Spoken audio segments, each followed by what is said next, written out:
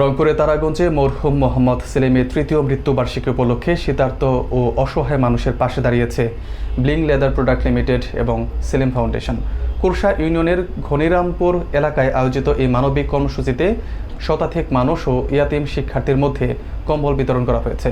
অনুষ্ঠানে উপস্থিত ছিলেন উপজেলা নির্বাহী কর্মকর্তা মোনাব্বর হোসেন ও স্থানীয় নেতৃবৃন্দ। বিস্তারিত থাকছে শফিউল্লাহ মণ্ডলের প্রতিবেদনে। রংপুরে তারাগঞ্জ উপজেলায় মানবিকতার উদাহরণ স্থাপন করেছে ব্লিং লেদার প্রোডাক্ট লিমিটেড এবং সেলিম ফাউন্ডেশন। প্রতিষ্ঠানটির প্রতিষ্ঠাতা মরহুম মোহাম্মদ সেলিমের তৃতীয় মৃত্যুবার্ষিকী উপলক্ষে কুরসা ইউনিয়নের ঘনিরামপুর এলাকায় শতাধিক শীতার্ত এবং অসহায় মানুষ এবং কওমি মাদ্রাসার ইয়াতিম শিক্ষার্থীদের মধ্যে কম্বল বিতরণ করা হয়। অনুষ্ঠানে প্রধান অতিথি হিসেবে উপস্থিত ছিলেন উপজেলা নির্বাহী কর্মকর্তা মোনাব্বর হোসেন। ব্লিং লেদার প্রোডাক্ট লিমিটেডের ব্যবস্থাপনা পরিচালক হাসানুজ্জামান হাসান জানান, মাত্র 150 জন কর্মী নিয়ে প্রতিষ্ঠানটি যাত্রা শুরু করলেও বর্তমানে প্রায় 2500 নারী পুরুষ কর্মরত। মরহুম মোহাম্মদ সেলিমের স্মরণে এ ধরনের মানবিক কার্যক্রম ভবিষ্যতেও অব্যাহত থাকবে বলে তিনি আশ্বাস দেন।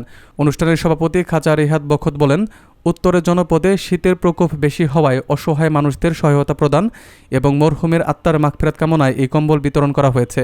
স্থানীয় জনপ্রতিনিধিরা উপস্থিত থেকে বলেন, যার স্মরণে এই আয়োজন করা হয়েছে তিনি আজ না থাকলেও তার গড়া প্রতিষ্ঠান ও মানবিক কাজের উত্তরাধিকার আজও জীবন্ত রয়েছে।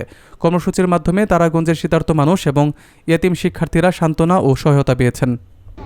এই ব্লিং লেদার প্রোডাক্টসের প্রতিষ্ঠা এবং বাস্তবায়িত করেছিলেন আমার বড় ভাই। 2023 সালের 23শে জানুয়ারি সোমবার আরবেরকে ছেড়ে সকাল 7টার সময় উনি চলে যায় এবং আজকে এটা আমার জীবনের সবথেকে শোকের দিন। আমার ভাইকে আমরা ওই দিন সোমবার ছিল, আল্লাহর দিনে ওনাকে আমরা দাফন করি। তো ভাইয়ের জন্য আপনারা দোয়া করবেন, আল্লাহ যাতে ওনাকে বেহেশতে নসিব করে। আমেরিকা থেকে আসলাম, যার কারণে আমাদের কাছে একটা দোয়া চাই। আপনারা আমার ভাইয়ের জন্য দোয়া করবেন। মসজিদ মাদ্রাসায় আমরা দোয়া করব। আপনাদের সাথেই আপনাদের মাঝেই আছি, কিছু কম্বল বিতরণ করব।